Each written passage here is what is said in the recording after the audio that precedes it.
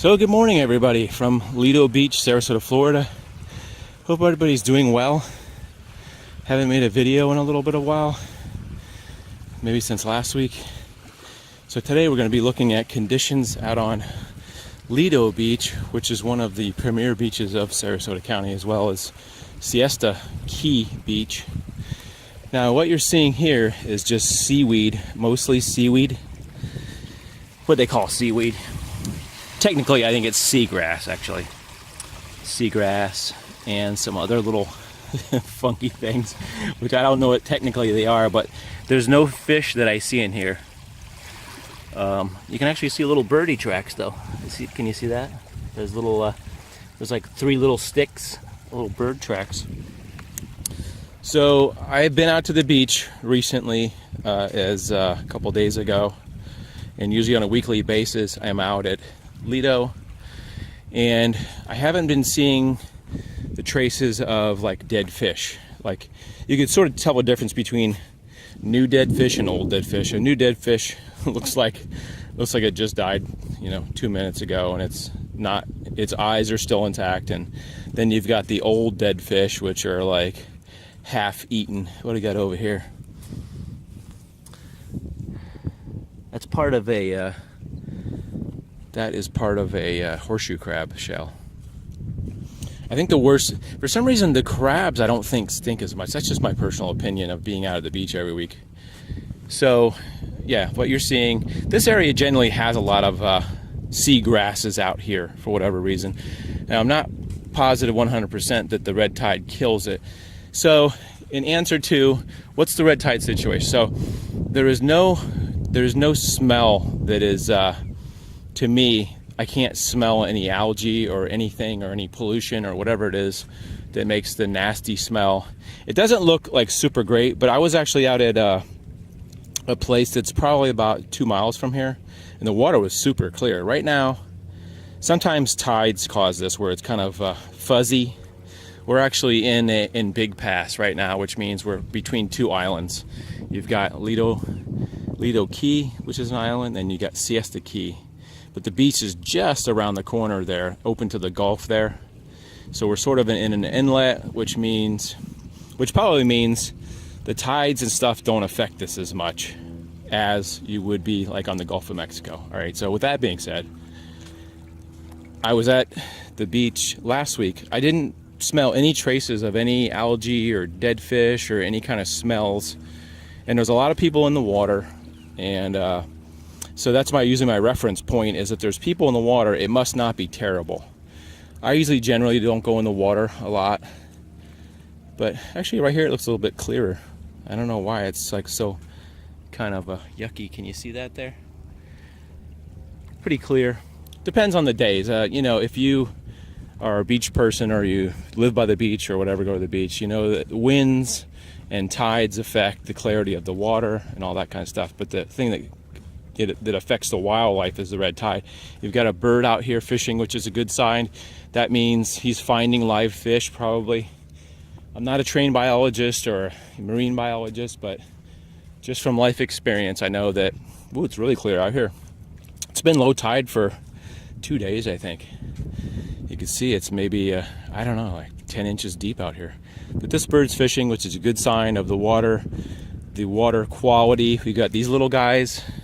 I forget what they call these, skimmers or something, or these little white birds here fishing, which is a good sign because when it's really bad during red tide, you don't see that many birds out here fishing. We've also got this white stuff, which is like a foam, which I still haven't kind of figured that out. Oh, I also wanted to mention that. So if you want to go to a website to find out what the beach quality is, the website would be visitbeaches.org. And then it's got a map, and it's got these little red pins, much like Google Maps. I think somehow it's connected to Google Maps. And you click on those pins, and it will give you conditions for that specific spot. Plus, if you're doing it on your phone, it will ask you for your location if you're on if you're searching on Google Chrome or whatever. If you have the Google Chrome app, if you go on there and you click to your location, it will give you your location and like where specifically because I believe this is a Mote Marine. The data comes from Mote Marine Laboratories, which is in Sarasota, and they're testing air quality as well as like beach quality and, you know, looking for dead fish. I met some guy 2 weeks ago who had a machine. It was an actual like metal machine that was filtering air through it to get a collection of the algae in the air. I don't know if that's exactly what it is. Whatever that red tide smell, or if you ever smelt red tide, you know that smell, whatever's in the air that affects your lungs and your coughing. That machine was sampling the air, and so that's what they take the data from, I believe, is a visit beaches.org. And I think it's fairly new since all this red tide stuff has propped up. The tide's going out right now. You can see the water clarity is pretty good. Now when you have red tide, it's a little bit yellowish, I think. Yellowy. Not sure what that means. It could mean there's a lot of dead plant matter in the water. I don't know. It could mean there's some pollution in the water. I'm not sure. Just the dead matter that's kind of floating. You can see like a lot of little seagrass type bushes going out. I don't know what you call them, but it does look. I think it does look brownish to some degree, but generally speaking, I'd say overall the last 2-3 weeks have been pretty good. Like I said, the tide's going out, so what it's doing is it's taking this kind of water that's kind of not so clean and taking it out into the bay. So sometimes I think that like all the dead plant material is going out, so it looks, when it comes in, I think it's a lot fresher. If that makes any sense. You've got these lagoons, and you've got the fresh water that comes from the bay and the Gulf of Mexico. It comes in fresh water, and then as it goes out, it's taking all the impurities out of here and taking it back out. If that makes any sense to you, I don't know. So high tide would be probably a little clearer, I guess you could say. You know, sometimes there's a huge difference in the tide today. So you can see all this beach here from the grass line to the water line. There's a pretty good stretch of beach here, but on high tides it's been way up in the, several feet up here. I don't know, 15 feet, a couple feet higher. It's been up to the grass line up here during storm season and stuff like that. So today's really low tide. So I would give it an A- rating, maybe an A-, B+, because of the way the water looks. Now this is a fact of nature, that we could go around the corner down there to the other side of the beach and the water could look fantastic. I've had many occasions where I've been on one beach and say 2-3 miles away, and it was all dark, and then I went down the beach several miles. I drove to a different beach that was say maybe 2 miles away, 3 miles away, and the clarity was completely different. So like I said, wind and tides and water and waves affect all that stuff. If the wind is blowing onshore from the Gulf of Mexico, it can bring nasty pollution and algae with it. And if the wind, I'm trying to think of what direction it's blowing right now. I think it's blowing from the south right now, southeasterly. I don't have a compass on me, so I'm just trying to do dead reckoning. The sun's over there, so I think that's west. So west, yeah, I'd say southeasterly winds today. And wind, it can change its mind at any time, so it can just tend to change. So this, like I said, the south end is not facing the Gulf of Mexico. It's actually facing south toward Siesta Key. Anyway, we got people out here fishing, which is a really good sign, because if people aren't catching fish, or people are getting like dead fish, they wouldn't be out there fishing. So as you may or may not know, the economy has radically been altered by this red tide thing. The restaurants are suffering, hotels, fishing. There's the kayak, what do they call it, eco tours, and those kayak tours. Normally I would be out here at this south end. This is where all the kayak tours take place, because there's a mangrove like forest out here, and this is where you'd see.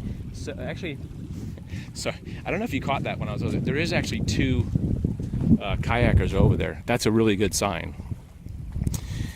So generally what I think is going on right now, in my personal opinion, this isn't a fact, but since the red tide scare, people have not been vacationing as much. People have not been coming out to the beach as much, generally speaking. People have not wanted to come out here. And so what we've been seeing in the last 2 or 3 months, basically, is that we don't see fishing boats very often. We don't see pleasure boats because nobody wants to be out here at the beach with the nastiness. And we don't see kayaks much. And we don't see general just people fishing. This is a really popular spot for people, what they call, I don't know what they call it. I can't think of what the word is right now. When people surf cast, that's what it is, surf casting. They stand in the water. They love to come out here and fish. So like I said, in my general area, I'm not seeing dead fish, dead crabs. I just saw one, and that one's probably from weeks ago. Those horseshoe crabs, they wash up, and the shells stay around for a long period of time because the birds don't eat their shells. So you just see these round horseshoe-shaped shells. But anyway, so the beach has been looking really good. So I think it's just a matter of time. So, and the other thing which I think has happened in the media, of course, we all love the media because, you know, they're biased sometimes and they jump on a story when there's something bad, but when something good's happening, I don't really hear those stories as much. I don't hear the stories of Florida's recovering from red tide. The red tide levels are down. But when they were really heavy, every day on the weather, you'd hear a report of red tide. Where are you guys now? Where's the media now saying, hey, it looks a lot better? The red tide has not gone away, folks. So there's two factors to that. Like I said, the wind and the tide sometimes pushes it offshore. So what happens is offshore, the fish get killed out there, and then they stay out there until the wind and the tides bring them in, and then that's when it becomes the problem. If the fish die out offshore several miles, it's not a big deal. It's when all that stuff comes in when everybody gets really upset because their fishing dock has thousands of fish right next to their house, and they're not happy about that, and then they have to go out and have people come out and remove them, and it stinks and it's gross. And so that heavy I have not seen in more than probably 2 to 3 weeks, those fish kills. There'll be the occasional fish that will come in, and it's possible that fish died several days ago. Maybe, I don't know. I don't know how long, got something in my mind. I don't know how long dead fish can float on the water and, you know, without turning into bones. I don't know. But I do know what I see and what I hear, and that's what I'm telling you guys, is that it's pretty clear out here. Like I said, the screen stuff and all this stuff on the beach is maybe a sign that red tide is still affecting, and certain concentration is affecting the grasses and all the little plant life out here. But as far as the fish are doing, it seems okay on shore. That's what I would just say, you know, on shore. I'm not seeing the same amount of fish kills. So it's a complicated issue. It is, and I don't know all the facts about it. But like I said, visit beaches.org. It can give you the current conditions if you're going to go on vacation to Sarasota or somewhere in Florida. They monitor the coastal areas, and they'll give you the water quality. They'll give you, is there visible fish on there, because they have their people coming out reporting, and they make, I don't know if it's daily reports or weekly reports, how it works, but they'll give you a daily report of where you're headed. It's a pretty cool website. Yeah, so I hope that sort of answers your questions. I'm not a trained professional, but I pretend to be one on these videos. So is red tide gone? No. Is it affecting the coastline? Not as much as it was. Today it's not, and a couple days ago it wasn't effective.